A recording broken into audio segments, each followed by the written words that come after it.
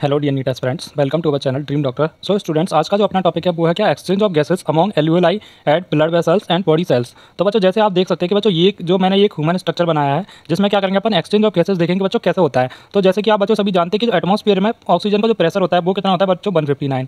और बच्चों जो एल्वियोलाई में एटमॉस्फेयर का जो प्रेशर होता है वो कितना होता है बच्चों 104। वहीं बच्चों जो सिस्टमेटिक आर्टरीज होती हैं और पल्मोनरी वेन होती है उसमें ऑक्सीजन का पार्शियल प्रेशर होता है वो होता है 95 mmHg। तो जैसे कि आप सभी जानते हैं बच्चों बच्चों जो गैसेस होती हैं वो डिफ्यूजन से एक्सचेंज होती हैं। तो बच्चों डिफ्यूजन कैसे होता है बच्चों, high partial pressure to low partial pressure होता है। और बच्चों एटमॉस्फेयर में CO2 का जो कंसंट्रेशन है वो कितना है बच्चों, ओनली 0.03%। क्या बच्चों, ओनली 0.03 mmHg।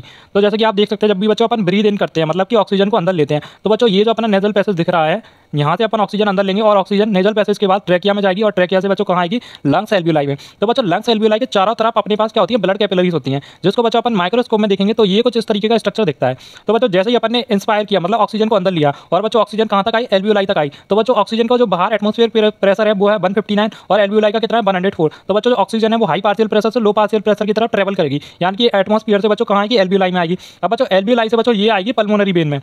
तो जैसे आप सभी जानते हैं बच्चों एल्वियोलाई की जो मेम्ब्रेन होती है वो क्या होती है बच्चों, एपिथेलियम की बनी होती है। और इन दोनों के बीच में बच्चों यानी कि ब्लड वेसल और एल्वियोलाई के बीच में ये जो गैप दिख रहा है वो होता है क्या बच्चों, बेसमेंट मेम्ब्रेन। और बच्चों जो क्या बोलते हैं ब्लड कैपिलरीज की जो मेम्ब्रेन होती है वो एंडोथेलियम की बनी होती है। तो इनके बीच में बच्चों क्या होता है, गैसेस का डिफ्यूजन होता है जिसको अपन जनरली बच्चों क्या डिफ्यूजन मेम्ब्रेन भी बोलते हैं इन तीनों के कॉम्बिनेशन को। इसको बच्चों एल्वियोलाई, बेसमेंट मेम्ब्रेन और ब्लड कैपिलरीज के तीनों मेम्ब्रेन से जो बनती है उसको अपन डिफ्यूजन मेम्ब्रेन भी बोलते हैं, जिसकी बच्चों जो साइज होती है वो जनरली लेस देन 1 मिलीमीटर होती है। तो बच्चों जैसे यहाँ से गैस का डिफ्यूजन होगा बिकॉज बच्चों एल्वियोलाई का जो पार्शियल प्रेशर है वो है 104 और पल्मोनरी वेन का बच्चों जो पार्शियल प्रेशर है वो है कितना 95।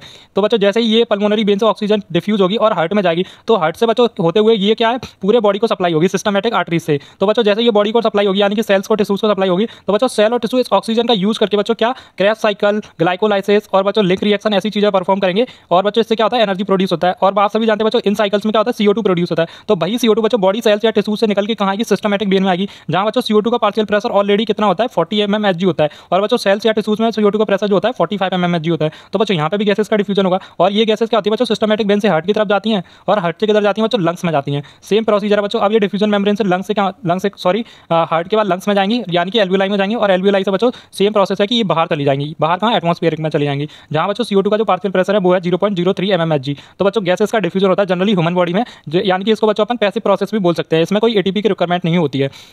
तो बच्चों इसके लिए मैंने एक ट्रिक बनाई है कि अपना जो ऑक्सीजनेटेड ब्लड है यानी कि ऑक्सीजन किधर से आती है। तो इसके लिए बच्चों एक ट्रिक है वो है क्या, PU बेन से क्या बच्चों, PU बेन से आती है यानी कि पल्मोनरी बेन से सिस्टमेटिक आर्टरी। यानी कि बच्चों अपन को क्या है ऑक्सीजनेटेड वाला पार्ट ही याद करना है, यानी कि पल्मोनरी वेन और सिस्टमेटिक आर्टरी इन दोनों में क्या बच्चों ऑक्सीजन आती है और बच्चों इसके रिवर्स यानी कि सिस्टमेटिक वेन और पल्मोनरी आर्टरी से CO2 बाहर जाती है।